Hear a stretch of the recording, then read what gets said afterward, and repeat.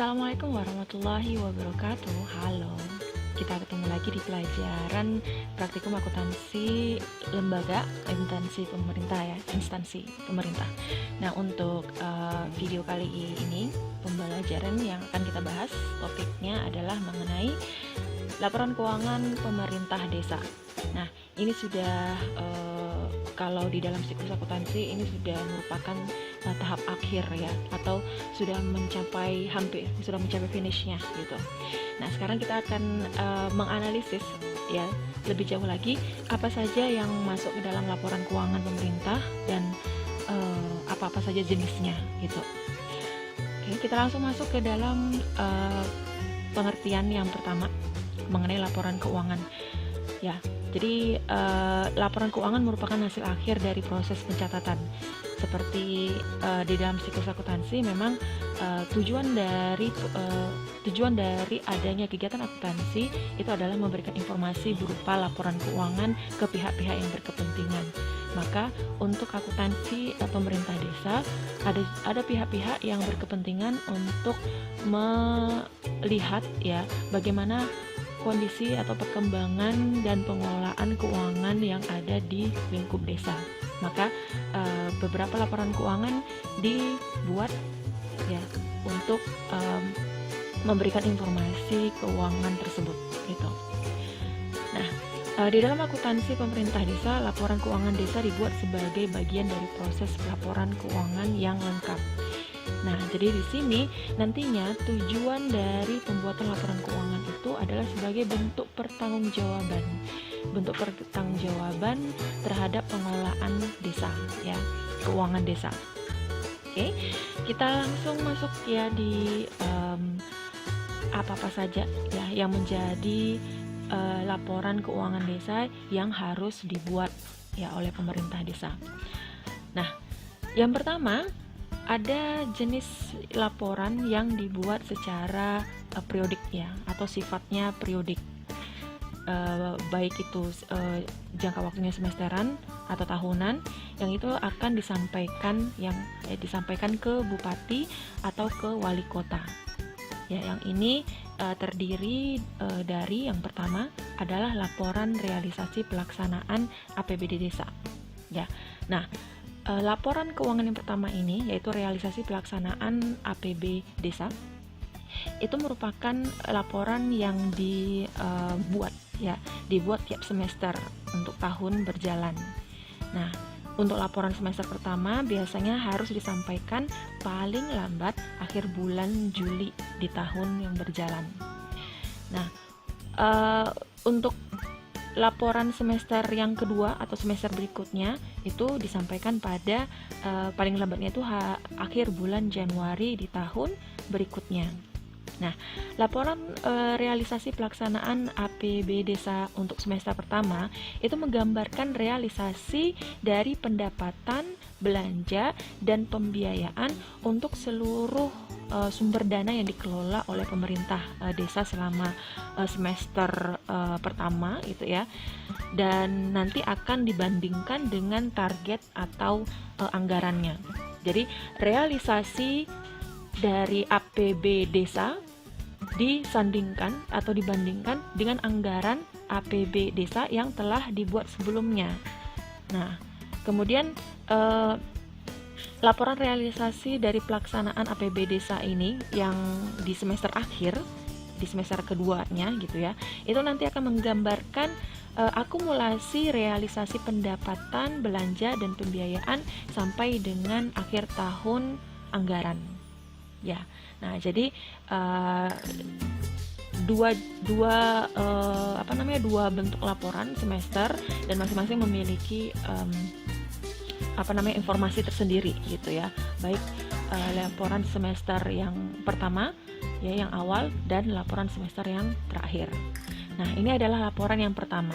Kemudian laporan yang kedua, laporan keuangan yang kedua yaitu laporan realisasi penggunaan dana desa gitu ya, penggunaan dana desa. Jadi pemerintah desa nanti selain mereka harus menyiapkan laporan realisasi pelaksanaan APB desa, mereka juga harus menyiapkan laporan terkait dengan realisasi penggunaan dana desa. Ya. Jadi seluruh sumber dana yang dikelola oleh desa, khusus ya untuk dana desa, itu dibuatkan laporan tersendiri. Nah, laporan realisasi penggunaan dana desa ini itu disampaikan oleh kepala desa kepada bupati atau wali kota ya, sebagai persyaratan untuk setiap tahapan gitu ya.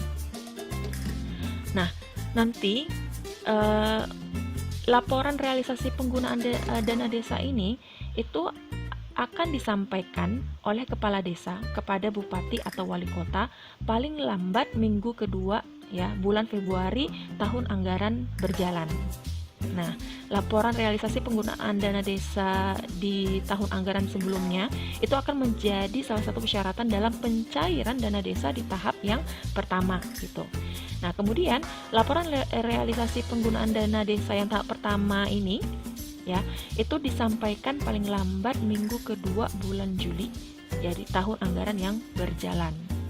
Nah, nantinya setelah selesai adanya laporan realisasi penggunaan dana desa tahap pertama ini, nanti akan menjadi syarat untuk pencairan dana desa di tahap yang kedua.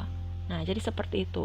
Harus ada laporan terkait dengan realisasinya agar pencairan dana desa untuk tahapan berikutnya itu kemudian akan bisa dicairkan gitu, disalurkan.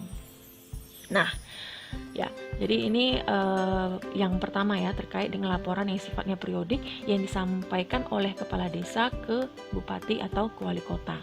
Nah, selanjutnya ya, untuk jenis laporan keuangan desa yang berikutnya adalah laporan yang disampaikan kepada Badan Permusyawaratan Desa atau BPD yang disampaikan di setiap akhir tahun anggaran.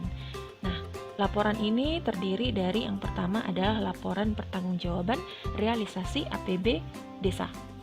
Nah, laporan jenis ini ya, laporan pertanggungjawaban ini itu disampaikan kepada BPD secara tertulis dan dilaporkan paling lambat 3 bulan setelah berakhirnya tahun anggaran. Ya. Nah, laporan ini merupakan bagian yang tidak terpisahkan ya dari laporan penyelenggaraan pemerintahan desa.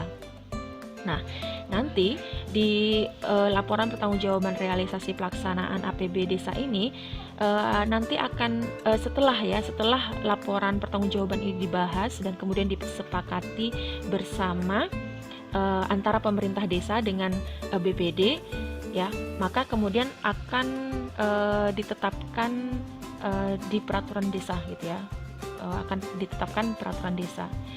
Nah, kalau misalkan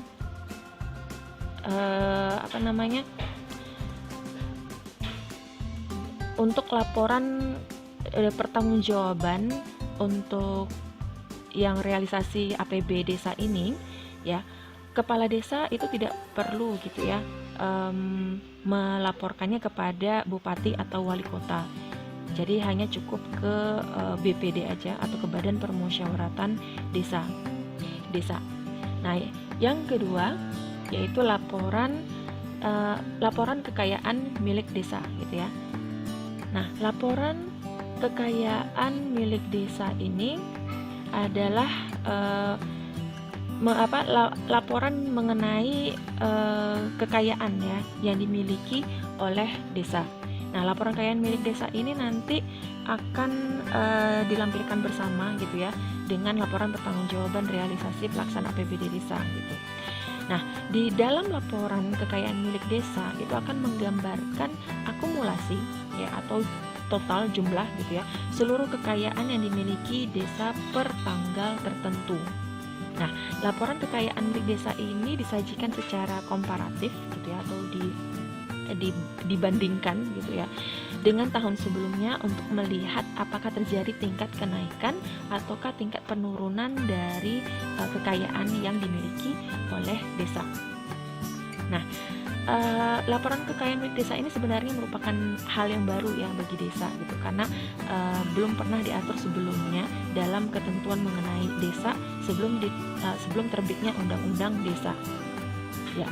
Nah, jadi nantinya gitu ya, pembuatan dari laporan kekayaan milik desa ini kan sifatnya non keuangan ya, karena pelaporan isi gitu yang ada di dalam laporan keuangan milik desa ini itu tidak ada pembukuannya di dalam tidak ada pembukuannya oleh bendahara desa ya, sehingga nanti untuk terkait dengan teknis penyusunannya diperlukan langkah-langkah teknis. Nah, langkah-langkah teknis ini sudah pernah saya bahas sebelumnya ketika kita membahas mengenai transaksi akuntansi desa part yang kedua gitu ya, itu terkait pembahasan tentang aset, liabilitas dan kekayaan desa. Ya. Nah, kemudian selanjutnya yang ketiga yaitu laporan program pemerintah dan pemerintah daerah yang masuk desa.